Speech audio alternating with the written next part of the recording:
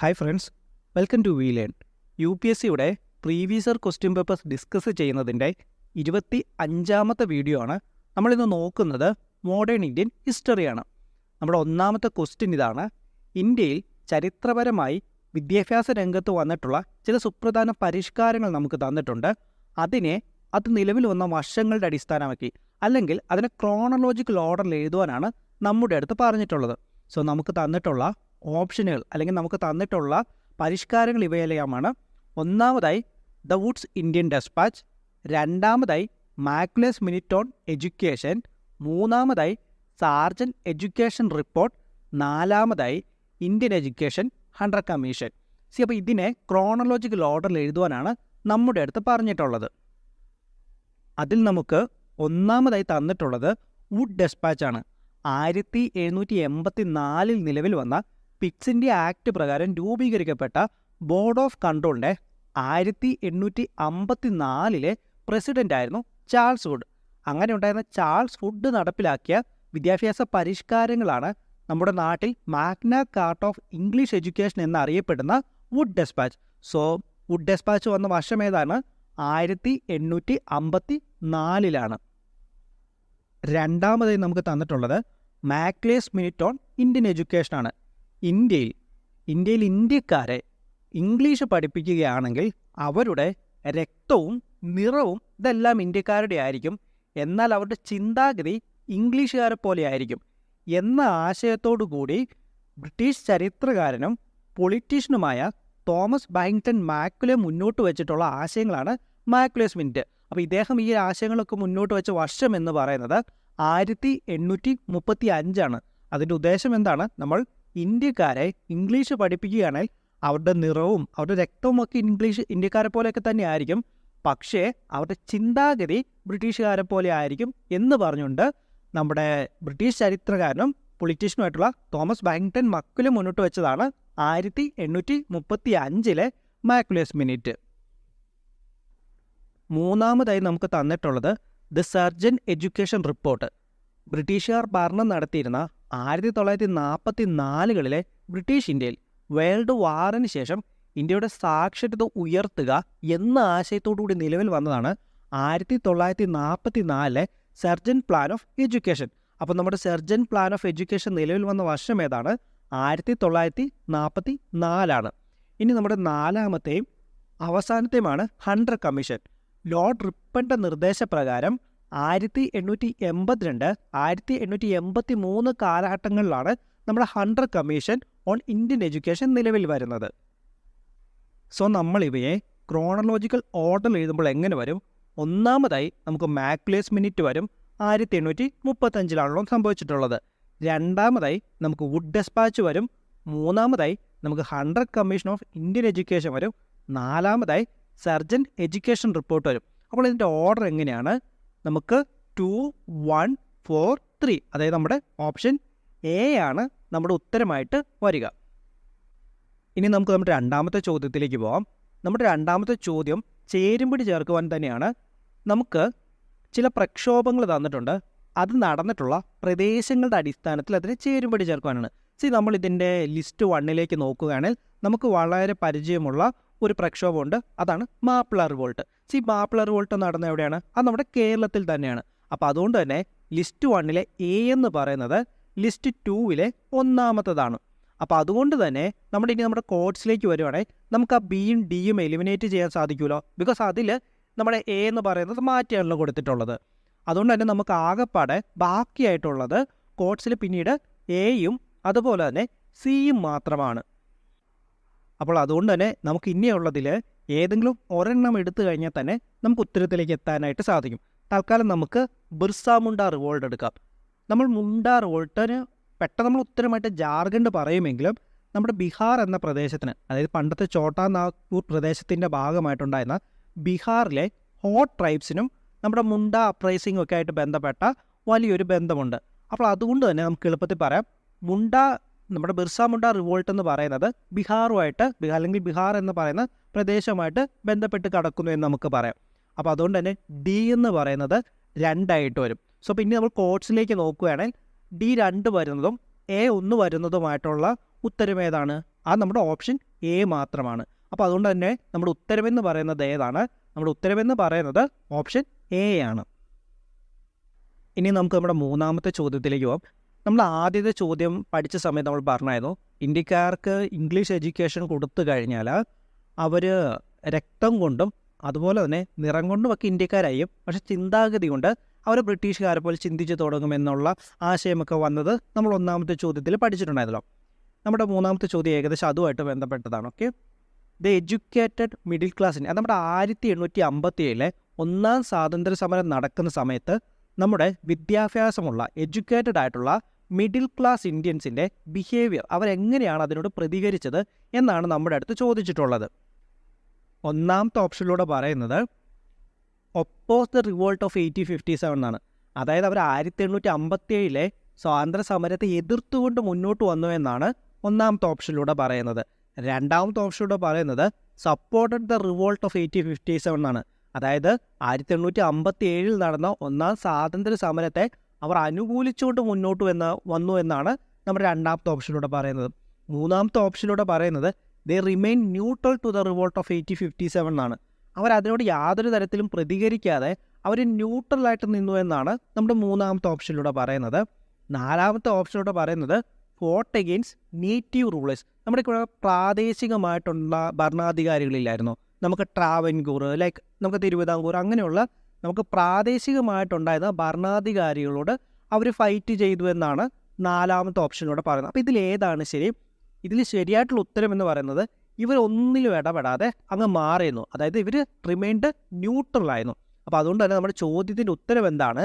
നമ്മുടെ ചോദ്യത്തിൻ്റെ ഉത്തരം എന്ന് പറയുന്നത് ഓപ്ഷൻ സി ആണ്.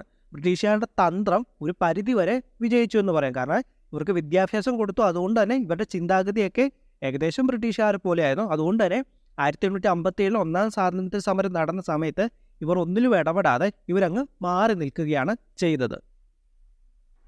ഇനി നമുക്ക് നമ്മുടെ നാലാമത്തെ ചോദ്യത്തിലേക്ക് പോവാം. നമ്മുടെ നാലാമത്തെ ചോദ്യം ഇതാണ്, the first feature film bracket നമുക്ക് കൊടുത്തിട്ടുണ്ട്, ടാക്കി നമുക്ക് കൊടുത്തിട്ടുണ്ട്, to be produced in India was. അതായത് നമുക്ക് ഇന്ത്യയിൽ നിർമ്മിക്കപ്പെട്ട അല്ലെങ്കിൽ ഇന്ത്യയിൽ പ്രൊഡ്യൂസ് ചെയ്യപ്പെട്ട ആദ്യത്തെ ഫീച്ചർ ഫിലിം ഏതെന്ന് ചോദിച്ചു കഴിഞ്ഞാൽ അത് രാജാ ഹരിശ്ചന്ദ്രയാണ്. പക്ഷേ ഇവിടെ ഒരു കാര്യം കൂടി എടുത്തു പറഞ്ഞിട്ടുണ്ട്. അതെന്താണ്? ഫസ്റ്റ് ടാക്കി കാറ്റഗറിയിൽ വരുന്ന ആദ്യത്തെ ഫീച്ചർ ഫിലിം. ടാക്കി മീൻസ് ഇത്രയേ ഉള്ളൂ, സൗണ്ടുള്ള, ശബ്ദമുള്ള ആദ്യത്തെ ഫീച്ചർ ഫിലിം ഏതെന്നാണ് നമ്മുടെ അടുത്ത് ചോദിച്ചിട്ടുള്ളത്. നമുക്ക് ഇന്ത്യയിൽ ശബ്ദമുള്ള ആദ്യത്തെ ഫീച്ചർ ഫിലിമായിട്ട് വന്നത് 1931 അർദേശ് ഇറാനി അദ്ദേഹം ഡയറക്റ്റ് ചെയ്യുകയും അതുപോലെ തന്നെ അദ്ദേഹം തന്നെ പ്രൊഡ്യൂസ് ചെയ്യുകയും ചെയ്ത് ഇത് പുറത്തു വന്നിട്ടുള്ള അലമാരയാണ്. അപ്പോൾ അതുകൊണ്ട് തന്നെ നമ്മുടെ ചോദ്യത്തിൻ്റെ ഉത്തരം ഏതാണ്? നമ്മുടെ ചോദ്യത്തിൻ്റെ ഉത്തരം എന്ന് പറയുന്നത് ഓപ്ഷൻ ബി ആണ്. അലം ആരയാണ് നമ്മുടെ ഉത്തരം. അപ്പോൾ ഈ ഒരു കാര്യം മറക്കില്ല. ഇന്ത്യയിൽ നിലവിൽ വന്ന ആദ്യത്തെ ഫീച്ചർ ഫിലിം ഏതെന്ന് ചോദിച്ചു കഴിഞ്ഞാൽ അത് രാജാ ഹരിശ്ചന്ദ്രയാണ്. പക്ഷേ ഇന്ത്യയിൽ നിലവിൽ വന്ന ആദ്യത്തെ ഫീച്ചർ ഫിലിം അതൊരു ടാക്കിയാണ്. അതായത് അതിനകത്തൊരു സംഭാഷണമുള്ള, ശബ്ദമുള്ള ആദ്യത്തെ ഫീച്ചർ ഫിലിം ഏതെന്ന് ചോദിച്ചു കഴിഞ്ഞാൽ അതിൻ്റെ ഉത്തരം അലം ആരെയാണ്. ഓക്കെ, സോ നമ്മുടെ ചോദ്യത്തിൻ്റെ ഉത്തരം ഏതാണ്? ഓപ്ഷൻ ബി ആണ്.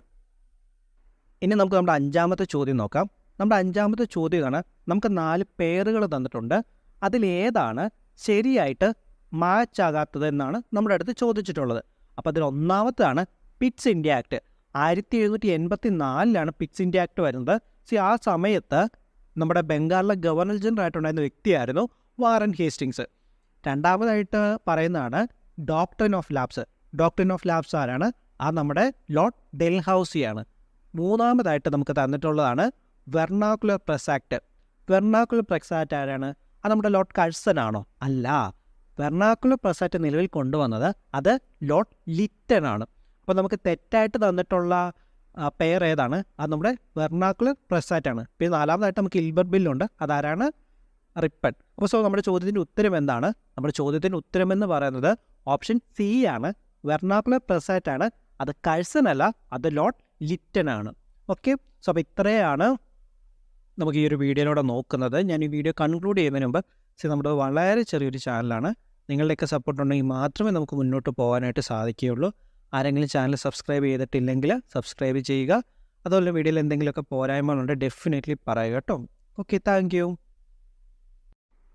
Hi friends, welcome to വീലേൽ.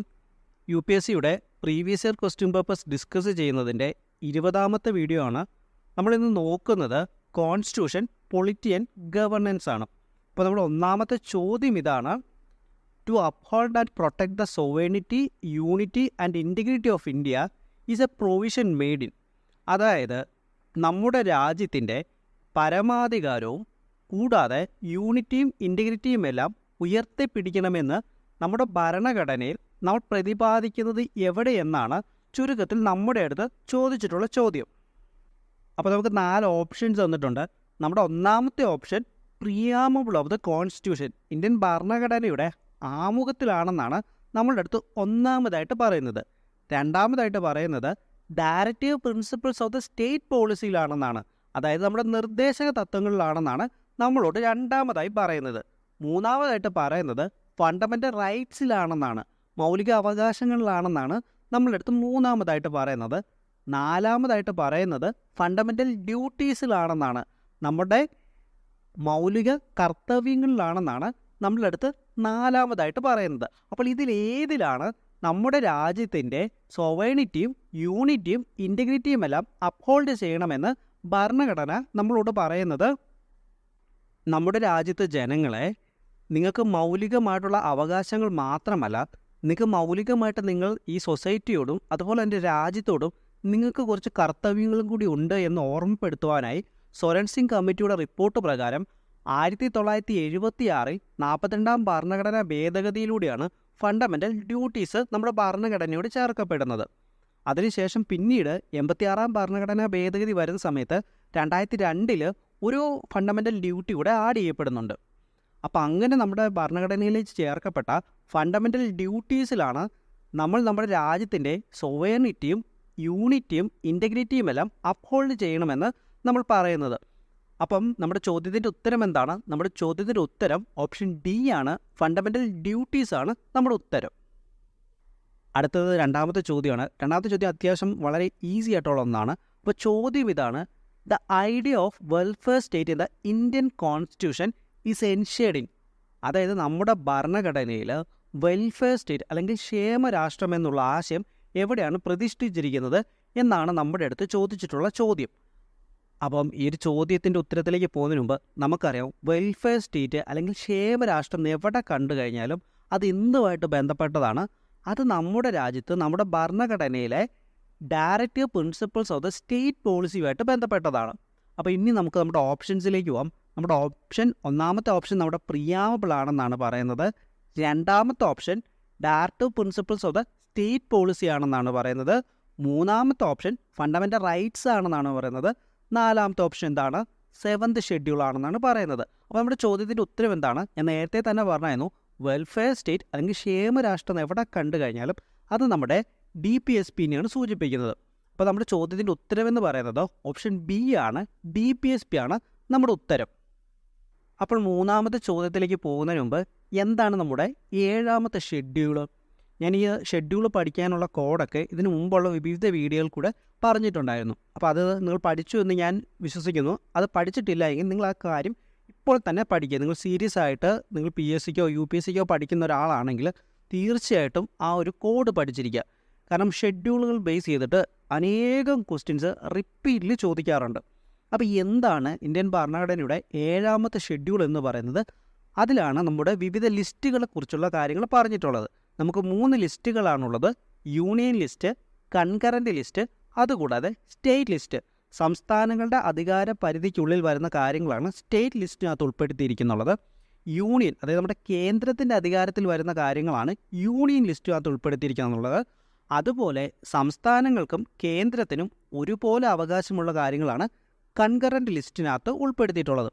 അങ്ങനെയുള്ള നമ്മുടെ ലിസ്റ്റുകൾ വരുന്നതാണ് 7ാമത്തെ അല്ലെങ്കിൽ 7th schedule of the Indian constitution എന്ന് പറയുന്നത്. ഇനി നമുക്ക് നമ്മുടെ മൂന്നാമത്തെ ചോദ്യത്തിലേക്ക് പോകാം. നമ്മുടെ മൂന്നാമത്തെ ചോദ്യം ഇതാണ്: consider the following statements regarding the directive principles of the state policy.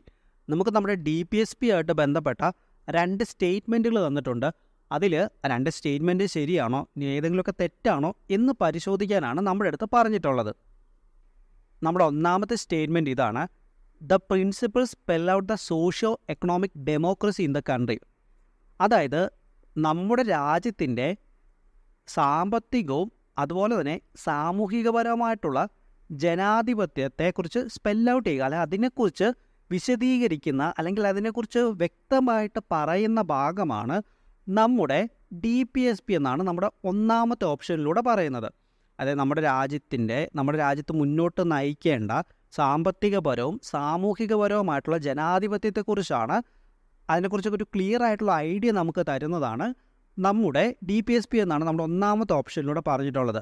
അത് ശരിയാണോ? ഒന്നാമത്തെ സ്റ്റേറ്റ്മെൻറ്റ് ശരിയാണ്. നമ്മുടെ രാജ്യത്തിൻ്റെ സാമൂഹികപരവും അതുപോലെ തന്നെ എക്കണോമിക്കുമായിട്ടുള്ള ഡെമോക്രസിയെ കുറിച്ചുള്ള കാര്യങ്ങൾ പറയുന്നത് നമ്മുടെ DPSPയിലാണ്. അതായത് അതിന് ഉദാഹരണം പറയുകയാണെങ്കിൽ നമ്മുടെ ഇന്ത്യൻ ഭരണഘടനയുടെ ആർട്ടിക്കിൾ 39B ആർട്ടിക്കിൾ 39C നമുക്ക് എടുത്തു നോക്കാം. ആർട്ടിക്കിൾ 39B സിയിലും എന്താണ് പറയുന്നത്?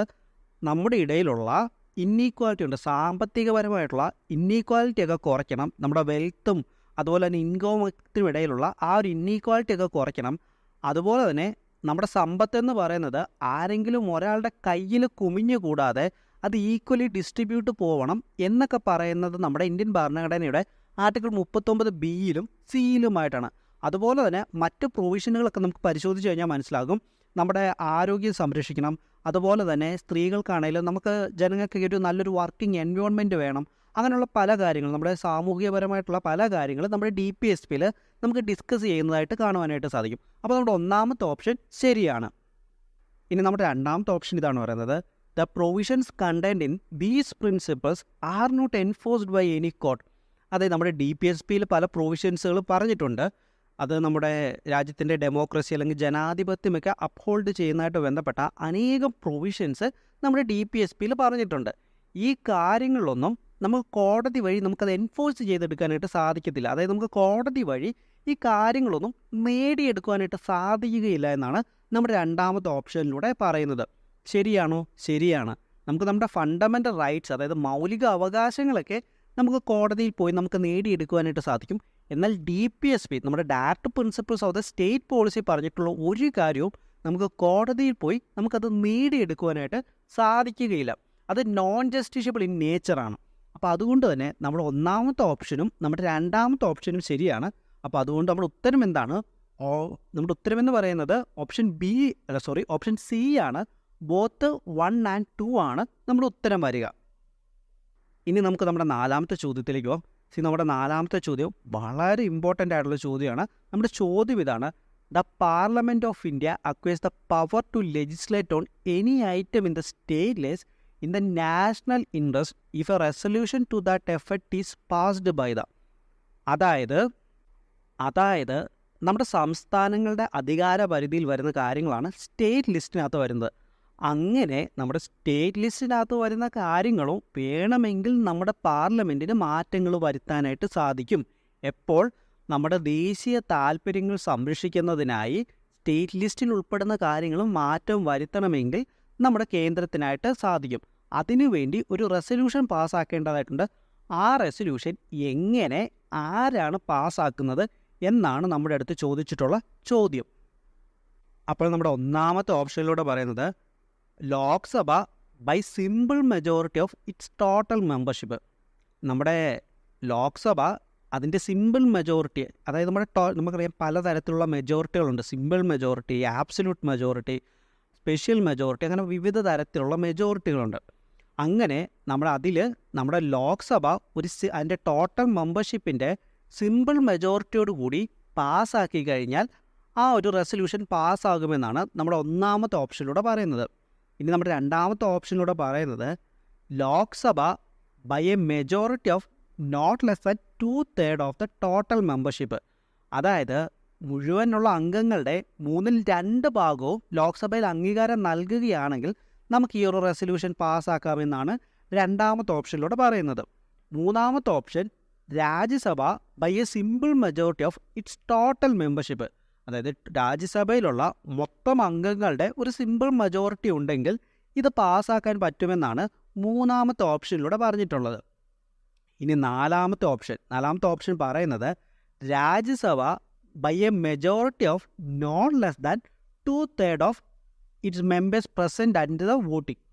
അതായത് നമ്മുടെ രാജ്യസഭയിൽ അന്ന് ആ സമയത്ത് വോട്ട് ചെയ്യാനുള്ള ആൾക്കാരുടെ 2/3 ഭാഗം 2 ഭാഗത്തിൽ കുറയാതെ വോട്ട് കിട്ടുകയാണെങ്കിൽ ആ ഒരു റെസൊല്യൂഷൻ പാസ്സാകുമെന്നാണ് നമ്മുടെ 4ാമത്തെ ഓപ്ഷനിലൂടെ നമ്മുടെ അടുത്ത് പറയുന്നത്. നമ്മുടെ കൗൺസിൽ ഓഫ് സ്റ്റേറ്റ് എന്നറിയപ്പെടുന്നത് എന്താണ്? നമ്മുടെ കൗൺസിൽ ഓഫ് സ്റ്റേറ്റ് എന്നറിയപ്പെടുന്നത് നമ്മുടെ രാജ്യസഭയാണ്. അങ്ങനെയുള്ള നമ്മുടെ രാജ്യസഭയ്ക്ക് നമ്മുടെ സ്റ്റേറ്റ് ലിസ്റ്റിൽ ഉൾപ്പെടുന്ന കാര്യങ്ങൾ നമ്മുടെ രാജ്യത്തിൻ്റെ ദേശീയ താല്പര്യങ്ങൾ സംരക്ഷിക്കുവാനായിട്ട് മാറ്റം വരുത്തുവാനായിട്ട് സാധിക്കും. അങ്ങനെ ചെയ്യണമെങ്കിൽ രാജ്യസഭ ഒരു റെസൊല്യൂഷൻ പാസ്സാക്കേണ്ടതായിട്ടുണ്ട്. ആ റെസൊല്യൂഷനിൽ ആ സമയം ഈ ഒരു ഡിബേറ്റൊക്കെ നടക്കുന്ന സമയത്ത് അല്ലെങ്കിൽ ആ വോട്ടിംഗ് നടക്കുന്ന സമയത്ത് അന്ന് അവിടെ എത്ര ആൾക്കാർ പ്രസൻ്റ് ആയിരുന്നോ അതിൻ്റെ 2/3 ഭാഗം മിനിമം 2/3 ഭാഗമെങ്കിലും ആൾക്കാർ അതിനെ അംഗീകരിക്കുകയാണെങ്കിൽ സ്റ്റേറ്റ് ലിസ്റ്റിൽ ഉൾപ്പെടുന്ന കാര്യങ്ങളിൽ മാറ്റം വരുത്തുവാനായിട്ട് സാധിക്കും. അപ്പോൾ അതുകൊണ്ട് തന്നെ നമ്മുടെ ചോദ്യത്തിൻ്റെ ഉത്തരം എന്താണ്? നമ്മുടെ ചോദ്യത്തിൻ്റെ ഉത്തരമെന്ന് പറയുന്നത് ഓപ്ഷൻ ഡി ആണ്. അതായത് Rajya Sabha by a majority of not less than 2/3 of its members present and voting ആണ് നമ്മുടെ ഉത്തരം വരിക. ഇനി നമുക്ക് നമ്മുടെ 5ാമത്തെ ചോദ്യത്തിലേക്ക് പോകാം. നമ്മുടെ 5ാമത്തെ ചോദ്യം ഇതാണ്: which one of the following objective is not embodied in the preamble of the constitution. നമുക്ക് കുറച്ച് ഒബ്ജക്റ്റീവ്സുകൾ തന്നിട്ടുണ്ട് താഴെ. അതിലേത് ഒബ്ജക്റ്റീവാണ് നമ്മുടെ ഭരണഘടനയിൽ നമ്മുടെ പ്രിയാമബിൾ നമ്മുടെ ആമുഖത്തിൽ ഡിസ്കസ് ചെയ്യാത്തത് എന്നാണ് നമ്മുടെ അടുത്ത് പറഞ്ഞിട്ടുള്ളത്. നമ്മുടെ അടുത്ത് 1ാമത്തെ ഓപ്ഷൻ എന്ന് പറയുന്നത് ലിബർട്ടി ഓഫ് തോട്ടാണ്. 2ാമത്തെ ഓപ്ഷൻ എക്കണോമിക് ലിബർട്ടിയാണ്. 3ാമത്തെ ഓപ്ഷൻ ലിബർട്ടി ഓഫ് എക്സ്പ്രഷനാണ്. 4ാമത്തെ ഓപ്ഷൻ ലിബർട്ടി ഓഫ് ബിലീഫാണ്. ഞാൻ എപ്പോഴും പറയുന്നൊരു കാര്യമാണ്, നമ്മുടെ ഭരണഘടനയുടെ ആമുഖം അതുപോലെ തന്നെ കാണാതെ പഠിക്കുക. അപ്പോൾ നമ്മുടെ ഭരണഘടനയുടെ ആമുഖത്തിൽ പറയുന്നുണ്ട് we the people of India liberty of thought, expression, belief, faith and worship. അപ്പോൾ അതുകൊണ്ട് തന്നെ നമ്മുടെ ചോദ്യത്തിൻ്റെ ഉത്തരം എന്താണ്? നമ്മുടെ ഭരണഘടനയുടെ ആമുഖത്തിൽ പറയാത്ത ഒബ്ജക്റ്റീവ് ഏതാണ്? അത് ഏത് ലിബർട്ടിയാണ്? അത് എക്കണോമിക് ലിബർട്ടിയാണ്. എക്കണോമിക് ലിബർട്ടി നമ്മുടെ ഭരണഘടനയുടെ ആമുഖത്തിൽ പറഞ്ഞിട്ടില്ല. അപ്പോൾ അതുകൊണ്ട് തന്നെ ഒന്നും കൂടി ഞാൻ പറയാണ്, നമ്മുടെ ഇന്ത്യൻ ഭരണഘടനയുടെ ആമുഖം നിങ്ങൾ പലതവണ റീഡ് ചെയ്ത് അത് ബൈ ഹാർട്ട് ചെയ്ത് വെക്കുക. അതിൽ നിന്ന് സ്ട്രെയിറ്റ് ഫോർവേഡായിട്ട് ചോദ്യങ്ങൾ വരും. ഓക്കെ, അപ്പോൾ ഞാൻ ഇതോടുകൂടി നമ്മുടെ ഈ ഒരു വീഡിയോ കൺക്ലൂഡ് ചെയ്യുവാണ്. അപ്പോൾ അതിനു മുമ്പ് നമ്മളത് വളരെ ചെറിയൊരു ചാനലാണ്. നിങ്ങളുടെയൊക്കെ സപ്പോർട്ട് ഉണ്ടെങ്കിൽ മാത്രമേ നമുക്ക് മുന്നോട്ട് പോകാനായിട്ട് സാധിക്കുകയുള്ളൂ. അതുകൊണ്ട് ആരെങ്കിലും ചാനൽ സബ്സ്ക്രൈബ് ചെയ്തിട്ടില്ലെങ്കിൽ സബ്സ്ക്രൈബ് ചെയ്ത് ഹെൽപ്പ് ചെയ്യണം. അതുകൊണ്ട് തന്നെ എന്തെങ്കിലുമൊക്കെ പോരായ്മകളോ എന്തെങ്കിലുമൊക്കെ മാറ്റങ്ങളോ വരുന്നുണ്ടെങ്കിൽ നിങ്ങളത് തീർച്ചയായിട്ടും എൻ്റെ അടുത്ത് പറയുകയും ചെയ്യണം. അപ്പോൾ ഓക്കെ, താങ്ക് യു.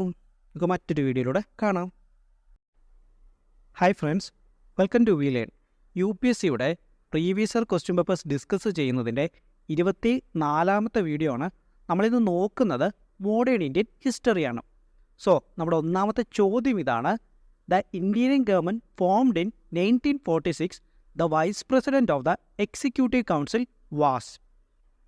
അതായത് 1946 നിലവിൽ വന്ന ഇന്ത്യൻ ഗവൺമെൻറ്റിൻ്റെ എക്സിക്യൂട്ടീവ് കൗൺസിലിൻ്റെ വൈസ് പ്രസിഡൻറ്റ് സ്ഥാനം ആരായിരുന്നു അലങ്കരിച്ചത് എന്നാണ് നമ്മുടെ അടുത്ത് ചോദിച്ചിട്ടുള്ള ചോദ്യം. നമ്മുടെ 1ാമത്തെ ഓപ്ഷൻ എന്ന് പറയുന്നത് ജവഹർലാൽ നെഹ്റു ആണെന്നാണ്. 2ാമത്തെ ഓപ്ഷൻ ഡോക്ടർ എസ് രാധാകൃഷ്ണനാണെന്നാണ്. 3ാമത്തെ ഓപ്ഷൻ സി രാജഗോപാൽ ആചാര്യാണെന്നാണ്. 4ാമത്തെ ഓപ്ഷൻ ഡോക്ടർ രാജേന്ദ്ര പ്രസാദ് ആണെന്നാണ്. അപ്പോൾ ഇതിൽ ആരാണ് നമ്മുടെ 1946 വന്ന ഇന്ത്യൻ ഗവൺമെൻറ്റിൻ്റെ എക്സിക്യൂട്ടീവ് കൗൺസിലിൻ്റെ വൈസ് പ്രസിഡന്റ് സ്ഥാനം അലങ്കരിച്ചിട്ടുണ്ടായിരുന്നത്? സോ അപ്പോൾ അതിനു മുമ്പ് എന്താണ് ഈ ഇന്ത്യൻ ഗവൺമെൻറ്? നമ്മുടെ ബ്രിട്ടൻ്റെ കോളനി ആയിരുന്ന ഇന്ത്യയിൽ, അതായത് ഇന്ത്യയിൽ അന്ന് നിലനിന്നിരുന്നത് ഇമ്പീരിയൽ ഗവൺമെൻറ്റാണ്. ആ ഇമ്പീരിയൽ ഗവൺമെൻറ്റിൽ നിന്നും രാജ്യത്തൊരു ജനാധിപത്യ ഭരണരീതി നിലവിൽ വരുന്നതിനും ഇടയ്ക്ക്, ഇമ്പീരിയൽ ഗവൺമെൻറ്റിൽ നിന്നും രാജ്യത്തൊരു ഡെമോക്രസി നിലവിൽ വരുന്നതിനിടയ്ക്ക് ഇതിന് രണ്ടിനും നടുക്ക് ഒരു ട്രാൻസിഷൻ ഗവൺമെൻറ് അല്ലെങ്കിൽ ഒരു ബ്രിഡ്ജ് പോലെ നിലവിൽ വന്നതാണ് Indian government. 1947 August 15 India independence ആകുന്നത് വരെ ഈ ഒരു ഗവൺമെൻറ് പ്രവർത്തിക്കുകയും ചെയ്തിട്ടുണ്ട്. അങ്ങനെ രൂപപ്പെട്ട ഇന്ത്യൻ ഗവൺമെൻറ്റിൻ്റെ എക്സിക്യൂട്ടീവ് കൗൺസിൽ എന്ന് പറയുന്നത് നമ്മുടെ മന്ത്രിസഭയ്ക്ക് അല്ലെങ്കിൽ കൗൺസിൽ ഓഫ് മിനിസ്റ്റേഴ്സിന് തുല്യമായിട്ടുള്ള സ്ഥാനം വഹിച്ചിരുന്ന ഒരു ഓർഗനാണ്. അങ്ങനെ രൂപമെടുത്ത എക്സിക്യൂട്ടീവ് കൗൺസിലിൻ്റെ വൈസ് പ്രസിഡന്റ് ആരായിരുന്നു? അത് നമ്മുടെ ജവഹർലാൽ നെഹ്റു ആയിരുന്നോ, ഡോക്ടർ എസ് രാധാകൃഷ്ണൻ ആയിരുന്നോ, സി രാജഗോപാൽ ആചാര്യ ആയിരുന്നോ, ഡോക്ടർ രാജേന്ദ്ര പ്രസാദ് ആയിരുന്നോ? ആരായിരുന്നു? അത് നമ്മുടെ ഓപ്ഷൻ എ ആയിട്ടുള്ള ജവഹർലാൽ നെഹ്റു ആയിരുന്നു എക്സിക്യൂട്ടീവ് കൗൺസിലിൻ്റെ വൈസ് പ്രസിഡന്റ് സ്ഥാനം അലങ്കരിച്ചിട്ടുണ്ടായിരുന്ന വ്യക്തി. ഓക്കെ, ഇനി നമുക്ക് നമ്മുടെ രണ്ടാമത്തെ ചോദ്യത്തിലേക്ക് പോകാം. നമ്മുടെ രണ്ടാമത്തെ ചോദ്യം ഇതാണ്: Hooghly was used as a base of piracy in Bay of Bengal by. നമ്മുടെ ചോദ്യം ഇതാണ്: ബേ ഓഫ് ബംഗാളിൽ ഹൂഗ്ലി ആരാണ് അവരുടെ പൈറസി പ്രവർത്തനങ്ങൾ നടത്തുവാനുള്ള ബേസായി ഉപയോഗിച്ചതെന്നാണ്. ഒന്നാമത്തെ ഓപ്ഷനിലൂടെ പറയുന്നത് പോർച്ചുഗീസുകാരായിരുന്നു എന്നാണ്. രണ്ടാമത്തെ ഓപ്ഷനിലൂടെ പറയുന്നത് ഫ്രഞ്ചുകാരായിരുന്നു എന്നാണ്. മൂന്നാമത്തെ ഓപ്ഷനിലൂടെ പറയുന്നത് അത് ഡാനിഷ് അല്ലെങ്കിൽ ഡെൻമാർക്കുകാരായിരുന്നു എന്നാണ് പറയുന്നത്. നാലാമത്തെ ഓപ്ഷനിലൂടെ പറയുന്നത് അത് ബ്രിട്ടീഷുകാരായിരുന്നു എന്നാണ്. അപ്പോൾ ഇവരിൽ ആരാണ് നമ്മുടെ ഹൂഗ്ലി പൈറസി പ്രവർത്തനങ്ങൾ നടത്തുവാനുള്ള ബേസായി ഉപയോഗിച്ചു പോകുന്നത്? ബംഗാളിലെ അതിസമ്പന്നമായി നിന്ന ചില പ്രദേശങ്ങളിലൊന്നായിരുന്നു ഹൂഗ്ലി.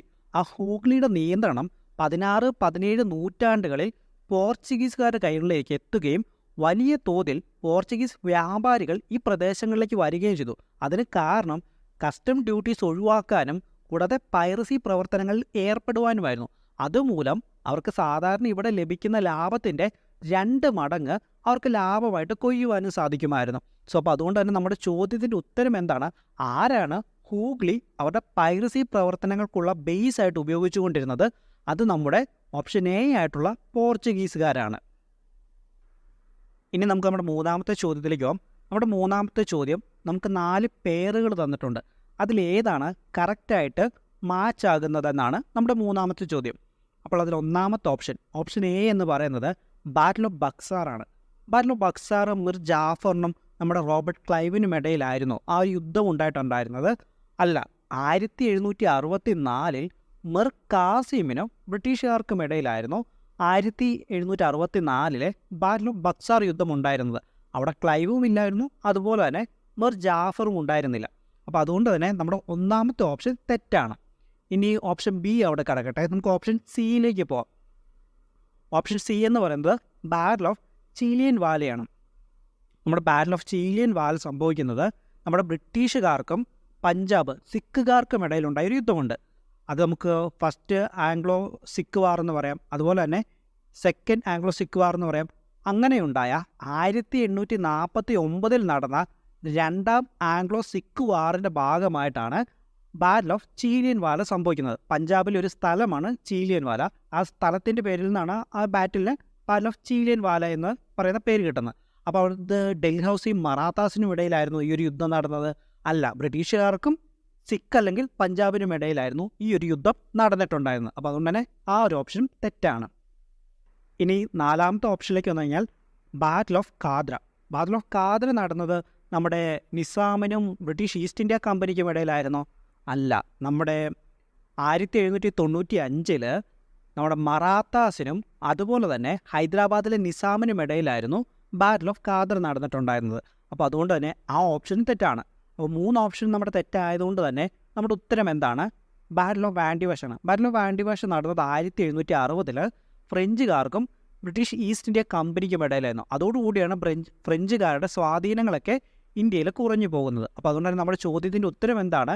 ഓപ്ഷൻ ബി ആണ്, ബാറ്റിൽ ഓഫ് വാൻഡിവാഷാണ്. അത് നടന്നത് ഫ്രഞ്ചുകാർക്കും ബ്രിട്ടീഷ് ഈസ്റ്റ് ഇന്ത്യ കമ്പനിക്കും ഇടയിലായിരുന്നു. 1760 ഈ ഒരു യുദ്ധം നടന്നിട്ടുണ്ടായിരുന്നത്. ഇനി നമുക്ക് നമ്മുടെ നാലാമത്തെ ചോദ്യത്തിലേക്ക് പോകാം. നമ്മുടെ നാലാമത്തെ ചോദ്യം ഇതാണ്: the word Adivasi used for the first time to refer to the tribal people by. അതായത് നമ്മുടെ ഗോത്ര വിഭാഗത്തിൽപ്പെടുന്ന ജനങ്ങളെ അവരെ സൂചിപ്പിക്കുവാനായിട്ട് ആദിവാസി എന്ന് പറയുന്ന വാക്ക് ആദ്യമായിട്ട് ഉപയോഗിച്ചത് ആരാണ് എന്നാണ് നമ്മുടെ ചോദ്യം. നമ്മുടെ ഒന്നാമത്തെ ഓപ്ഷൻ മഹാത്മാഗാന്ധിയാണ്. രണ്ടാമത്തെ ഓപ്ഷൻ ടക്കർ ബാപ്പയാണ്. മൂന്നാമത്തെ ഓപ്ഷൻ ജ്യോതിബ ഫൂലെയാണ്. നാലാമത്തെ ഓപ്ഷൻ ഡോക്ടർ BR അംബേദ്കറാണ്. അപ്പോൾ ഇവരിൽ ആരാണ് ആദ്യമായിട്ട് ഈ ഒരു പദം നമ്മുടെ ഗോത്ര വിഭാഗക്കാരെ റെഫർ ചെയ്യുവാനായിട്ട് ഉപയോഗിച്ചത്? നമുക്ക് ഏകദേശം ഒരു 2000, അതായത് BC ഉണ്ടല്ലോ, ക്രിസ്തു ജനിക്കുന്നതിനും 2000 വർഷങ്ങൾക്ക് മുമ്പേ തന്നെ ഉണ്ടായിരുന്ന ഒരു പദമാണ് നമ്മുടെ ഈ ആദിവാസി എന്ന് പറയുന്ന ഒരു വാക്ക്. അത് ആക്ച്വലി സംസ്കൃതത്തിൽ നിന്നാണ് വരുന്നത്. അതിൻ്റെ അർത്ഥം എന്ന് പറയുന്നത് നമ്മുടെ ആദിമ മനുഷ്യൻ അല്ലെങ്കിൽ നമ്മുടെ പ്രിമിറ്റീവ് ആയിട്ടുള്ള മനുഷ്യന്മാരുണ്ടല്ലോ, അപ്പോൾ അവരെ റെഫർ ചെയ്യാൻ വേണ്ടി ആദിമ മനുഷ്യൻ എന്നുള്ള നല്ലൊരു അർത്ഥത്തിൽ ഉപയോഗിക്കുന്ന പദമാണത്. ഓക്കെ, അപ്പോൾ അത് നമുക്ക് ഈ ഒരു 2000 BC കാലഘട്ടങ്ങൾ മുതലേ ഉണ്ടായിരുന്നു. അത് കഴിഞ്ഞിട്ട് നമ്മുടെ ഗോത്ര വിഭാഗക്കാരെ ഈ ഒരു പദം വെച്ച് റെഫർ ചെയ്തത് അത് നമ്മുടെ ടക്കർ ബാപ്പയാണ്. നമ്മുടെ ഇന്ത്യയിൽ മാത്രമല്ല ഈ ഒരു ആദിവാസി ഗോത്രവിഭാഗക്കാരെ ആദിവാസി എന്ന് പറയുന്ന പേരിൽ അല്ലെങ്കിൽ ഈ ഒരു പദം വെച്ചൊക്കെ റെഫറൻസ് നമ്മളിപ്പോൾ ബംഗ്ലാദേശിലേക്കൊക്കെ പോവുകയാണെങ്കിൽ ബംഗ്ലാദേശിലും ഇതേ പദം വെച്ചുകൊണ്ട് തന്നെ നമ്മൾ ഗോത്രവിഭാഗക്കാരെ റെഫർ ചെയ്യുന്നുണ്ട്. കാരണം അവർ നമ്മുടെ മനുഷ്യന്മാർ അല്ല ആദിമ മനുഷ്യൻ എന്നുള്ള രീതിയിൽ പ്രിമിറ്റീവായിട്ടുള്ള അവിടെ ലൈഫ് സ്റ്റൈൽ വെച്ചിട്ടാണ് അവർക്ക് ആ ഒരു പേര് നമ്മുടെ തക്കർ ബാപ്പ ലഭിക്കുന്നത്. ഓക്കെ, അപ്പോൾ നമ്മുടെ ചോദ്യത്തിൻ്റെ ഉത്തരം എന്താണ്? നമ്മുടെ ചോദ്യത്തിൻ്റെ ഉത്തരം എന്ന് പറയുന്നത് ഓപ്ഷൻ ബി ആണ്. തക്കർ ബാപ്പയാണ് നമ്മുടെ ഗോത്ര വിഭാഗക്കാരെ ആദിവാസി എന്ന വേർഡ് ഉപയോഗിച്ച് ആദ്യമായി റെഫർ ചെയ്തത്. ഇനി നമ്മുടെ അഞ്ചാമത്തെ ചോദ്യം ഇതാണ്: Who among the following was the first European to initiate the policy of taking part in the quarrels of the Indian princes with a view to acquire Indian territories? അതായത് നമ്മുടെ ഇന്ത്യൻ രാജകുമാരന്മാർക്കിടയിൽ ഉണ്ടാകുന്ന കലഹങ്ങളിൽ ഏർപ്പെട്ട് കഴിഞ്ഞാൽ ഇന്ത്യയിലുള്ള ഭൂപ്രദേശങ്ങളിൽ അധികാരം സ്ഥാപിച്ചെടുക്കാമെന്നും ടെറിട്ടറീസ് അക്വയർ ചെയ്യാൻ സ്ഥാപിക്കാം എന്നും അതുപോലെ തന്നെ അതുമൂലം ഇന്ത്യയിലൊരു എംപയറിനെ സ്ഥാപിക്കാം എന്നും വിശ്വസിച്ച ആദ്യ യൂറോപ്യൻ ആരാണ് എന്നാണ് നമ്മുടെ ചോദ്യം. അപ്പോൾ നമ്മുടെ ഒന്നാമത്തെ ഓപ്ഷൻ എന്ന് പറയുന്നത് അത് റോബർട്ട് ക്ലൈവ് ആണെന്നാണ്. രണ്ടാമത്തെ ഓപ്ഷൻ അത് ഡ്യൂപ്ലസിസ് ആണെന്നാണ്. മൂന്നാമത്തെ ഓപ്ഷൻ അത് അൽബുക്കാർക്ക് ആണെന്നാണ്. നാലാമത്തെ ഓപ്ഷൻ അത് വാറൻ ഹേസ്റ്റിങ്സ് ആണെന്നാണ്.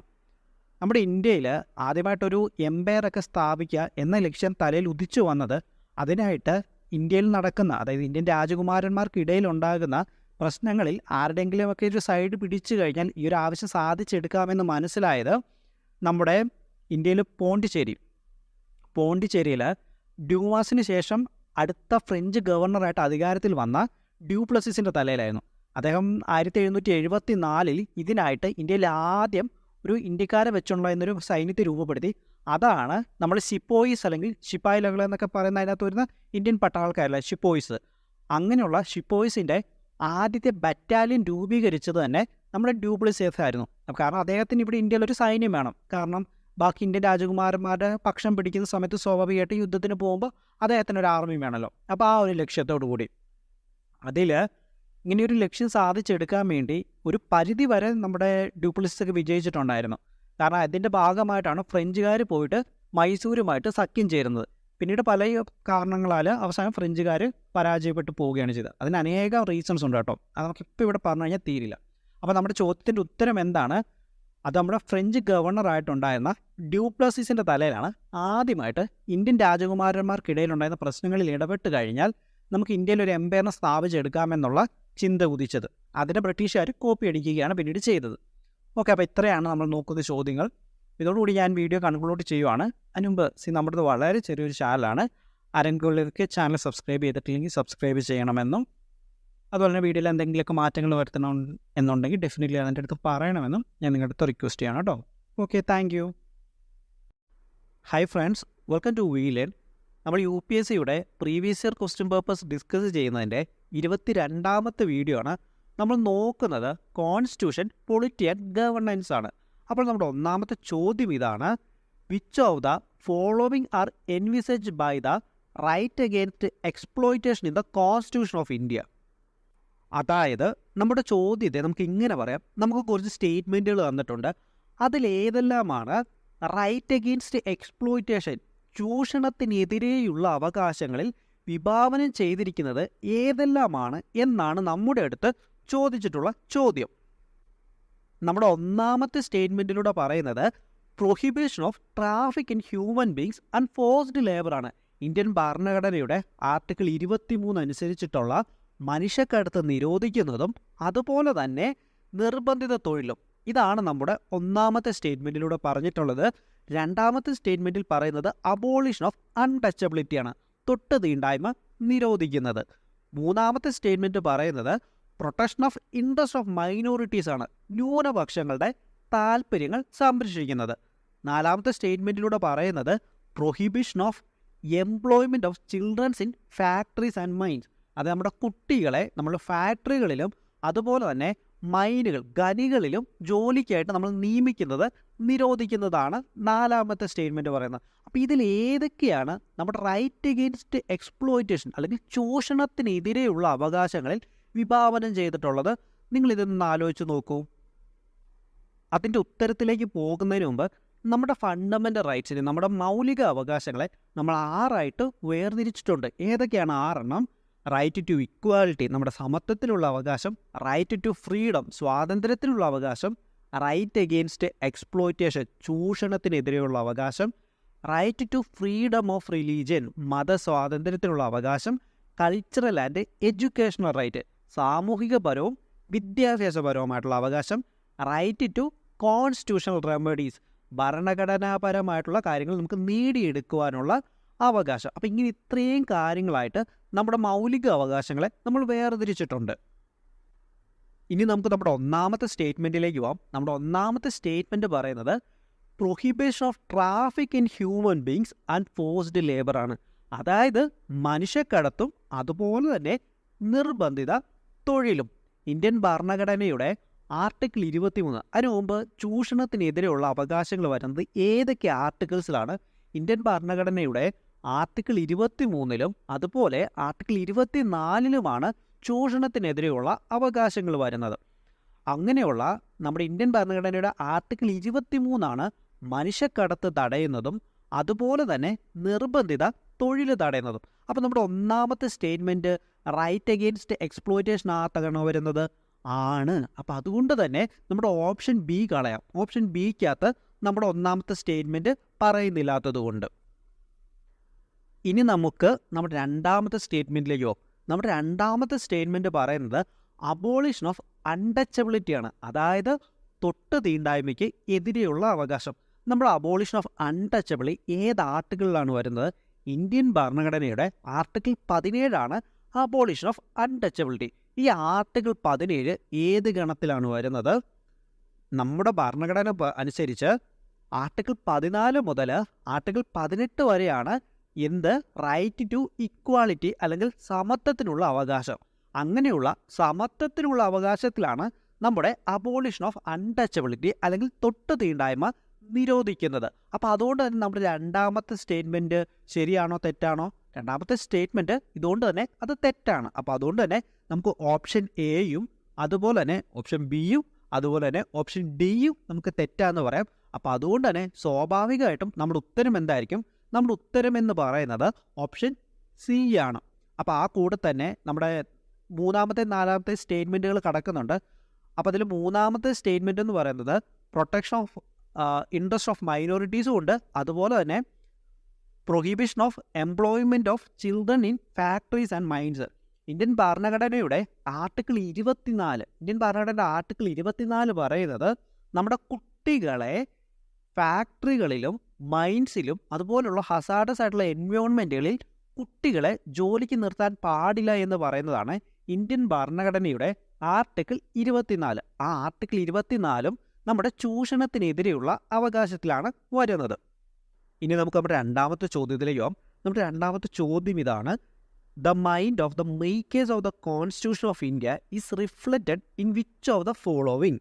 അതായത് നമ്മുടെ ഭരണഘടനാ നിർമ്മാതാക്കളുടെ മനസ്സുണ്ടല്ലോ, മനസ്സല്ലെങ്കിൽ മൈൻഡ്, താഴെ തന്നിരിക്കുന്നതിൽ ഏതിലാണ് നമുക്ക് റിഫ്ലക്റ്റ് ചെയ്ത് കാണാനായിട്ട് സാധിക്കുന്നത് എന്നാണ് നമ്മുടെ അടുത്ത് ചോദിച്ചിട്ടുള്ള ചോദ്യം. അപ്പോൾ നമ്മുടെ ഒന്നാമത്തെ ഓപ്ഷൻ എന്ന് പറയുന്നത് ദ പ്രിയാമബിൾ ആണ്, നമ്മുടെ ഭരണഘടനയുടെ ആമുഖമാണ്.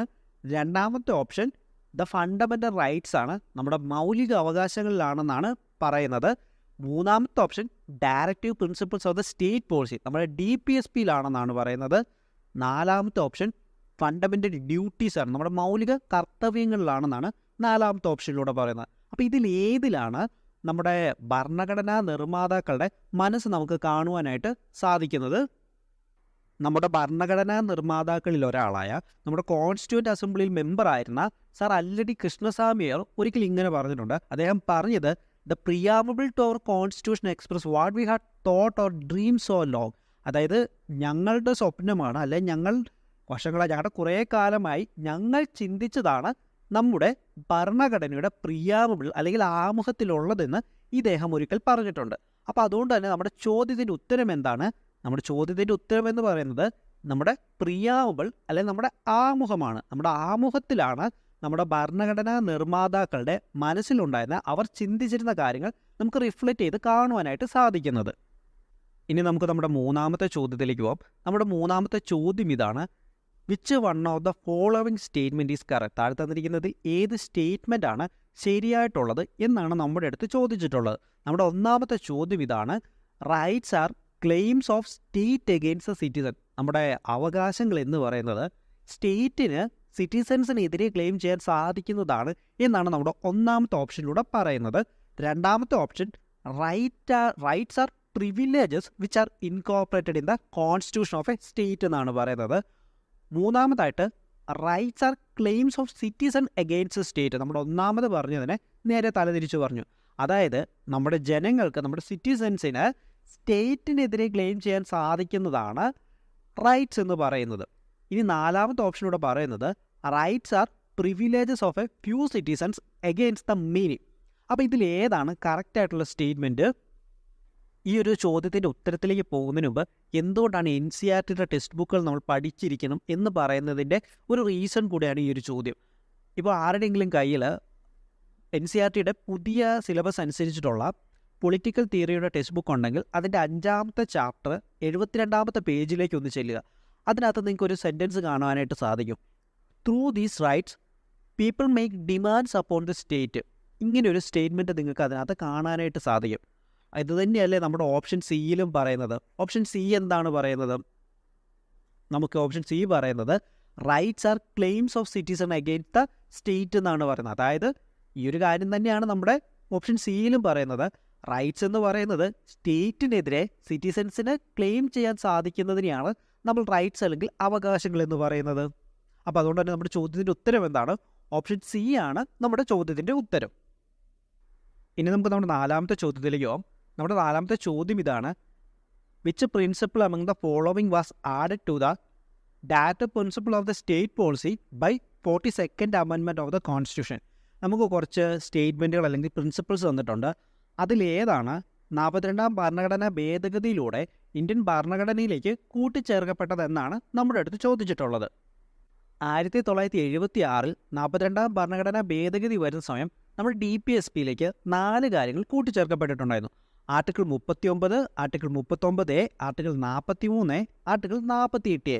അപ്പോൾ എന്തൊക്കെയാണ്? ആർട്ടിക്കിൾ 39 എന്ന് പറയുന്നത് to secure opportunities for healthy development of children ആണ്.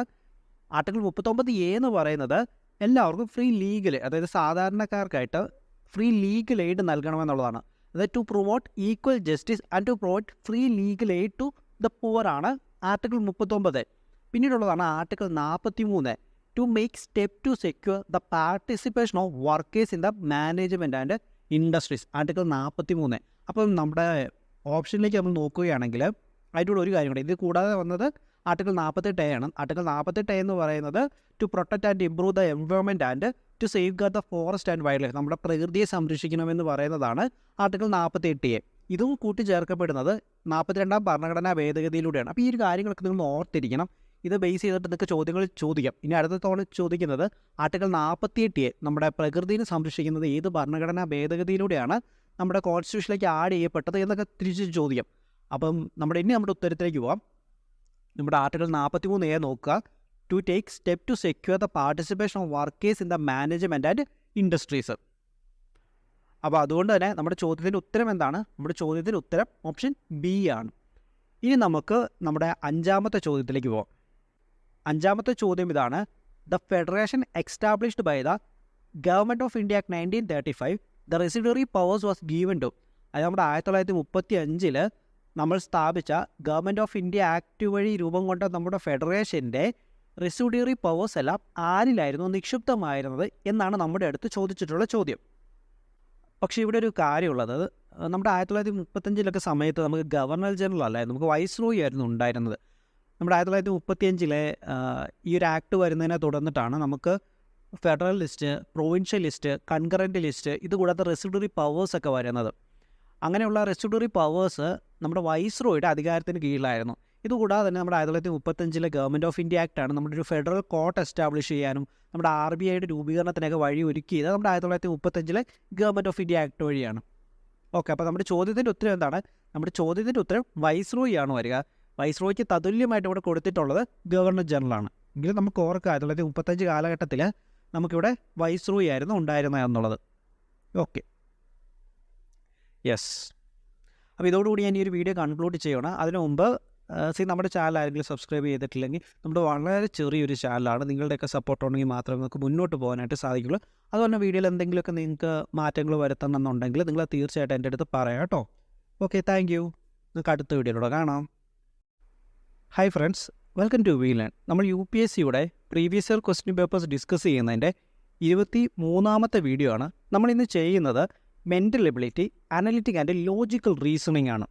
സോ അപ്പോൾ നമ്മുടെ ഒന്നാമത്തെ ചോദ്യം ഇതാണ്: consider the series given below. നമുക്കൊരു സീരീസ് തന്നിട്ടുണ്ട്, അതിൻ്റെ അടുത്ത ടേം എന്തെന്നാണ് നമുക്ക് കണ്ടുപിടിക്കാനായിട്ടുള്ളത്. അപ്പോൾ സീരീസ് ഇതാണ്: 4, 12, 95, 1, 1, 96, 26, 1, 96, 26, 2, 96. നമുക്ക് സീരീസ് തരുന്ന സമയത്ത് നമുക്ക് ആകെയുള്ളൊരു ജോലി ഈ സീരീസുകൾക്കിടയിൽ ഒരു ബന്ധം കാണും. ആ ബന്ധം നമുക്ക് കണ്ടുപിടിക്കാൻ സാധിച്ചു കഴിഞ്ഞാൽ നമുക്ക് എളുപ്പത്തിൽ ഇതിൻ്റെ ഉത്തരത്തിലേക്ക് എത്താനായിട്ട് സാധിക്കും. നിങ്ങൾ ഇവിടെ വെച്ച് ഈ വീഡിയോ ഒന്ന് പോസ് ചെയ്തിട്ട് നിങ്ങൾ സ്വയം ഇതിൻ്റെ ഉത്തരത്തിലേക്ക് എത്താൻ നിങ്ങളെ കൊണ്ട് സാധിക്കുന്നുണ്ടോ ഇല്ലേ എന്നുള്ളതൊന്ന് നോക്കുക. ഇനി നമുക്ക് നമ്മുടെ ഉത്തരത്തിലേക്ക് പോകാം. നിങ്ങൾ ഈ സീരീസ് ഒന്ന് നോക്കിക്കേ. ഈ സീരീസിനകത്തുള്ളത് 4, 12, 95, 1, 1, 96. ഇത് നിങ്ങൾക്ക് കണ്ടിട്ട് എന്തെങ്കിലും തോന്നുന്നുണ്ടോ? ആക്ച്വലി ഇത് ഓരോന്നും ഓരോ ഡേറ്റുകളാണ്. 4, 12, 1995, 1, 1, 1996, 29, 1, 1996, 26, 2, 1996. അതായത് ഓരോ 28 ദിവസം കഴിയുന്ന തീയതികളാണ് നമുക്ക് തന്നിട്ടുള്ളത്. 4, 12, 1995 കഴിഞ്ഞിട്ടുള്ള 28 ദിവസം കഴിഞ്ഞിട്ടുള്ള തീയതിയാണ് 1, 1, 1996. 1, 1, 1996 കഴിഞ്ഞിട്ടുള്ള 28 ദിവസം കഴിഞ്ഞിട്ടുള്ള തീയതിയാണ് 29, 1, 1996. അത് കഴിഞ്ഞിട്ട് 28 ദിവസം കഴിഞ്ഞിട്ടുള്ള തീയതിയാണ് 26, 2, 1996. അപ്പോൾ നമ്മൾ ഉത്തരം ഇത് കഴിഞ്ഞ് വരുന്ന, അതായത് ഇത് കഴിഞ്ഞ് 28 ദിവസം കഴിഞ്ഞ് വരുന്ന തീയതിയാണ് നമ്മുടെ ഉത്തരം. അപ്പോൾ നമ്മൾ അതിലേക്ക് പോകുന്നതിന് മുമ്പ് നമുക്ക് തന്നിട്ടുള്ള മാസം ഏതാണ്? ഫെബ്രുവരി മാസമാണ്. ഫെബ്രുവരി മാസത്തിന് ഒരു കുഴപ്പമുണ്ട്. അത് ചിലപ്പോൾ ലീപ്പ് ഇയർ ആകാം, ചിലപ്പം ലീപ്പ് ഇയർ അല്ലാതിരിക്കാം. ഒരു വർഷം തന്നിട്ട് അത് ലീപ്പ് ഇയർ ആണോ അല്ലയോ എന്നുള്ളത് ചെക്ക് ചെയ്യുന്നത് എങ്ങനെയാണെന്നുള്ളത് നമ്മൾ മറ്റൊരു വീഡിയോയിലൂടെ പറഞ്ഞു തരാം. അത് സ്വാഭാവികമായിട്ടും നിങ്ങൾക്ക് യൂട്യൂബിൽ തപ്പിക്കഴിഞ്ഞാൽ തന്നെ ഇഷ്ടം പോലെ നിങ്ങൾക്ക് വീഡിയോസ് കിട്ടും. അത് ഇതിൻ്റെ കൂടെ നമുക്ക് ചേർക്കാനായിട്ട് സാധിക്കില്ല, അതുകൊണ്ടാണ് കേട്ടോ. അത് ഒത്തിരി ലെങ്തി ആയിപ്പോൾ. ഓക്കെ, അപ്പോൾ നമ്മുടെ 1996 എന്ന് പറയുന്ന വർഷം ലീപ്പ് ഇയർ ആണോ അല്ലയോ എന്ന് നമ്മൾ ചെക്ക് ചെയ്യണം. അങ്ങനെ നമ്മൾ ചെക്ക് ചെയ്യുന്ന സമയത്ത് 1996 എന്ന് പറയുന്ന വർഷം ഒരു ലീപ്പ് ഇയർ ആണ്. അതുകൊണ്ട് തന്നെ ഫെബ്രുവരി മാസത്തിൽ അതിന് 29 ദിവസമുണ്ട്. അപ്പോൾ അങ്ങനെ നമ്മൾ കണക്ക് കൂട്ടി 26, 2, 1996 കഴിഞ്ഞിട്ടുള്ള 28 ദിവസം എന്ന് പറയുന്നത് 25, 3, 1996 ആണ്. അപ്പോൾ നമ്മുടെ ഉത്തരം എന്ന് പറയുന്നത് ഓപ്ഷൻ ബി ആണ്. ഇനി നമുക്ക് നമ്മുടെ രണ്ടാമത്തെ ചോദ്യത്തിലേക്ക് പോകാം. രണ്ടാമത്തെ ചോദ്യം വളരെ എളുപ്പമാണ്. In the given diagram, circle A represent teachers who can teach physics, circle B represent teachers who can teach chemistry, and circle C represent those who can teach mathematics, and among these which represent teachers who can teach physics, mathematics but not chemistry. ചുരുക്കത്തിൽ നമ്മുടെ ചോദ്യം ഇത്രയേ ഉള്ളൂ. നമുക്ക് 3 വൃത്തങ്ങൾ തന്നിട്ടുണ്ട്. ആ വൃത്തത്തിൽ എ എന്ന് പറയുന്ന വൃത്തം ഫിസിക്സ് പഠിപ്പിക്കുന്ന അധ്യാപകരെയാണ് സൂചിപ്പിക്കുന്നത്. ബി എന്ന് പറയുന്ന വൃത്തം കെമിസ്ട്രി പഠിപ്പിക്കുന്ന അധ്യാപകരെയാണ് സൂചിപ്പിക്കുന്നത്. സി എന്ന് പറയുന്ന വൃത്തം മാത്തമാറ്റിക്സ് പഠിപ്പിക്കുന്ന ടീച്ചേഴ്സിനെയാണ് സൂചിപ്പിക്കുന്നത്. അപ്പോൾ നമുക്ക് കണ്ടുപിടിക്കേണ്ടത് ഫിസിക്സും മാത്തമാറ്റിക്സും പഠിപ്പിക്കുന്ന അധ്യാപകരായിരിക്കണം, അതേസമയം കെമിസ്ട്രി പഠിപ്പിക്കാത്ത അധ്യാപകരും ആയിരിക്കണം. ഇതിൻ്റെ ഉത്തരത്തിലേക്ക് എത്താൻ വളരെ എളുപ്പമാണ്.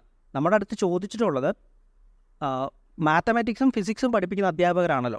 അപ്പോൾ നമുക്ക് വൃത്തം എയും വൃത്തം സിയും തമ്മിൽ ഓവർലാപ്പ് ചെയ്യുന്ന പോയിന്റുകൾ നമുക്ക് കണ്ടുപിടിക്കാനായിട്ട് സാധിച്ചു കഴിഞ്ഞാൽ നമുക്ക് മാത്തമാറ്റിക്സും ഫിസിക്സും പഠിപ്പിക്കുന്ന അധ്യാപകരെ നമുക്ക് കണ്ടുപിടിക്കാനായിട്ട് സാധിക്കും. അപ്പോൾ വൃത്തം എയും വൃത്തം സിയും തമ്മിൽ ഓവർലാപ്പ് ചെയ്ത് കിട്ടുന്ന നമുക്ക് ഏരിയകൾ ഏതൊക്കെയാണ്? നമുക്ക് വിയും അതുപോലെ തന്നെ യുവുമാണ്. അപ്പോൾ ഇനി നമുക്ക് തന്നിട്ടുള്ള രണ്ടാമത്തെ പോയിന്റിലേക്ക് നോക്കുക. അതേസമയം തന്നെ ഇവർ കെമിസ്ട്രി പഠിപ്പിക്കാൻ പാടില്ല എന്ന് നമ്മുടെ അടുത്ത് പറഞ്ഞിട്ടുണ്ട്. ബി എന്ന് പറയുന്ന വൃത്തം കെമിസ്ട്രി ആണല്ലോ.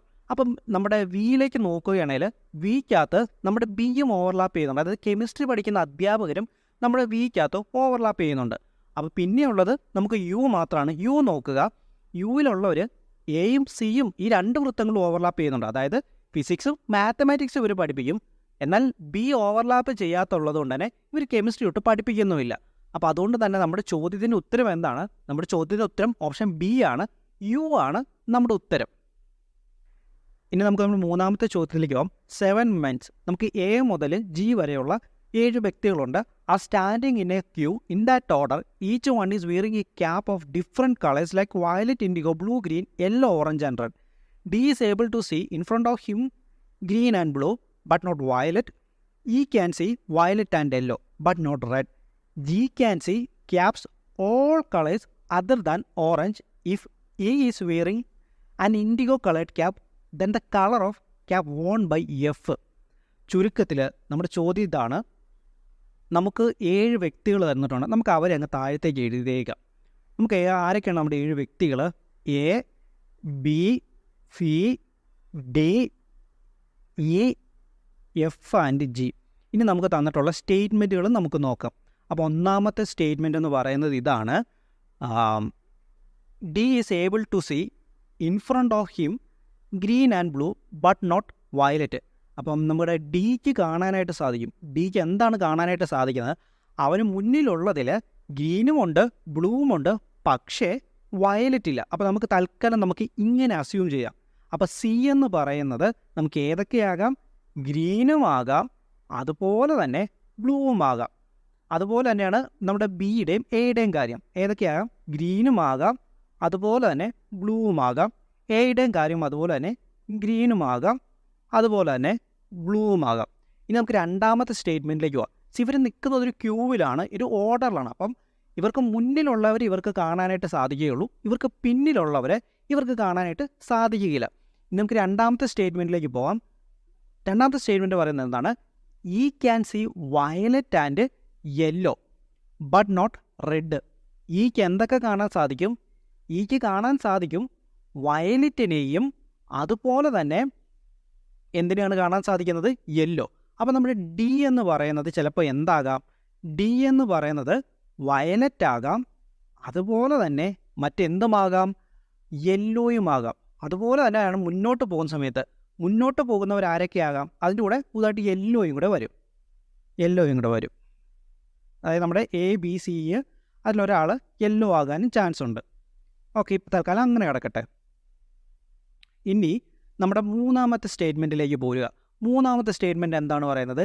ജി ക്യാൻ സീ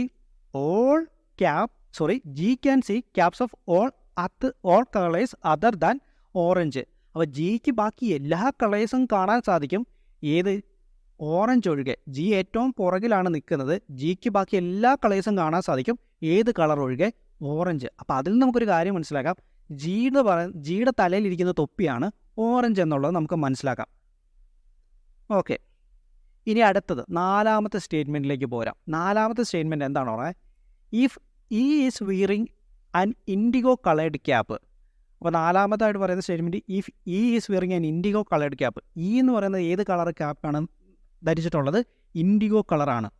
അപ്പോൾ ഈ ഏതാണ്? IndiGo colours. അപ്പോൾ ഇനി നമുക്ക് കിട്ടാത്ത ആകെപ്പാടെയുള്ളത് എന്താണ്? എഫ് മാത്രമാണ്. നമുക്ക് ഇതിനകത്ത് വരാത്ത ഒരേ ഒരു കളർ മാത്രമേ ഉള്ളൂ. അത് ഏത് കളറാണ്? റെഡ്. സോ അപ്പോൾ നമ്മുടെ ചോദ്യത്തിൻ്റെ ഉത്തരം എന്താണ്? നമ്മുടെ ചോദ്യത്തിൻ്റെ ഉത്തരം എന്ന് പറയുന്നത് റെഡാണ് നമ്മുടെ ചോദ്യത്തിൻ്റെ ഉത്തരം.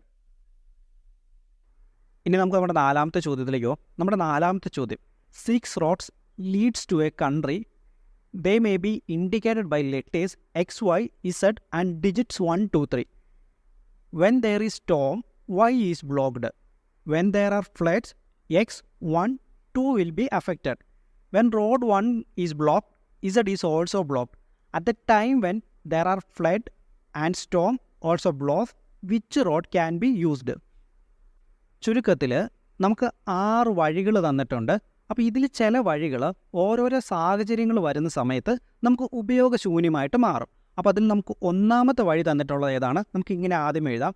നമുക്ക് ആദ്യമേ എക്സ്, അത് കഴിഞ്ഞിട്ട് വൈ, അത് കഴിഞ്ഞിട്ട് ഇസഡ്, അത് കഴിഞ്ഞിട്ട് അതിന് നമുക്ക് 1, 2, 3, നമുക്കങ്ങനെ 6 വഴികൾ ഉണ്ടെന്ന് വരിക, അല്ലെങ്കിൽ 6 റോഡുകൾ ഉണ്ടെന്ന് വരിക. അപ്പോൾ നമുക്ക് ഫസ്റ്റ് കണ്ടീഷൻ തന്നിട്ടുള്ളത് വെൻ ദെയർ ഈസ് സ്റ്റോം. ഒരു സ്റ്റോം ഉണ്ടാകുന്ന സമയത്ത് എന്താണ് സംഭവിക്കുക? When there is storm, Y is blocked. Y നമുക്ക് ഉപയോഗിക്കാനായിട്ട് പറ്റില്ല ഇൻ കേസ് നമുക്കൊരു സ്റ്റോം ഉണ്ടാകുകയാണെങ്കിൽ. രണ്ടാമത്തെ condition when there are flood ഉണ്ടാകുന്ന സമയത്ത് നമുക്ക് എക്സും അതുപോലെ തന്നെ 1 ഉം 2ഉം നമുക്ക് ഉപയോഗിക്കാനായിട്ട് സാധിക്കില്ല. ഏത് സാഹചര്യത്തിലാണ് ഫ്ലഡ് ഉണ്ടാകുന്ന സമയത്ത് നമുക്ക് എക്സ് ഉപയോഗിക്കാനായിട്ട് സാധിക്കത്തില്ല, 1ഉം 2ഉം നമുക്ക് ഉപയോഗിക്കാനായിട്ട് സാധിക്കത്തില്ല. അതുപോലെ തന്നെ when road 1 is blocked Z is also blocked. നമ്മുടെ റോഡ് 1 ബ്ലോക്ക് ആകുന്ന സമയത്ത് ഇസഡും ആ കൂടെ തന്നെ ബ്ലോക്ക് ആകും. ഓക്കെ, അപ്പോൾ ഇത്രയാണ് നമുക്ക് തന്നിട്ടുള്ള കണ്ടീഷൻസ് എന്ന് പറയുന്നത്. ഇനി നമ്മുടെ ചോദ്യം, at the time when there are flood, storm and blows, which road can be used? അത് നമുക്ക് ഫ്ലഡ് ഉണ്ട്, സ്റ്റോം ഉണ്ട്, ബ്ലോസ് ഉണ്ട്. അപ്പോൾ ഇങ്ങനെ വരുന്ന സമയത്ത് നമുക്ക് ഏത് റോഡാണ് നമുക്ക് ആ സിറ്റിയിലേക്ക് എത്താൻ ഉപയോഗിക്കാൻ സാധിക്കുന്നത്? നമ്മുടെ ഉത്തരമെന്ന് പറയുന്നത് ഇതാണ്.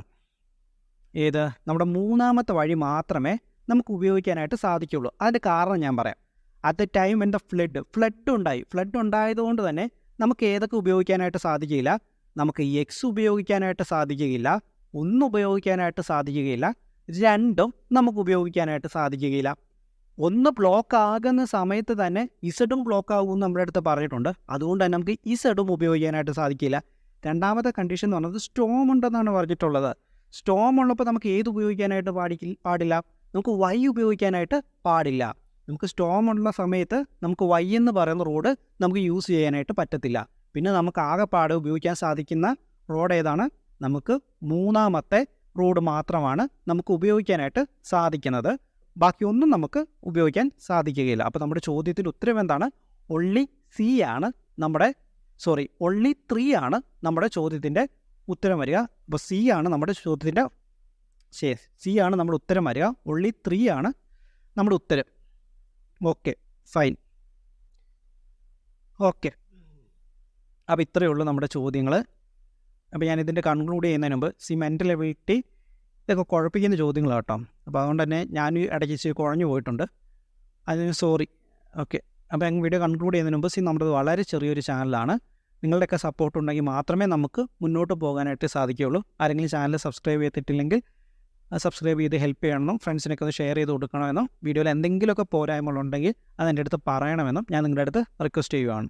Okay, thank U. പിന്നെ ഇത് ആക്ച്വലി മെൻ്റൽ എബിലിറ്റിയുടെ ക്വസ്റ്റൻ ആയതുകൊണ്ട് തന്നെ നമ്മളിങ്ങനെ ചെയ്യുന്ന സമയത്ത് സ്ലൈഡ് ഉപയോഗിച്ച് ചെയ്യുന്ന സമയത്തും നമുക്കൊരു ബോർഡൊക്കെ യൂസ് ചെയ്യുവാണെങ്കിൽ കുറച്ചും കൂടെ അത് നന്നായിട്ട് എക്സ്പ്ലെയിൻ ചെയ്യാനായിട്ട് സാധിക്കും. പക്ഷേ ഇങ്ങനെ ചെയ്യുന്ന സമയത്ത് ഒത്തിരി ബുദ്ധിമുട്ടാണ്. അപ്പോൾ അതിൻ്റേതായിട്ട് എന്തെങ്കിലുമൊക്കെ പോരായ്മകൾ വന്നിട്ടുണ്ടെങ്കിൽ അതിൻ്റെ അടുത്ത് ക്ഷമിക്കുക കേട്ടോ.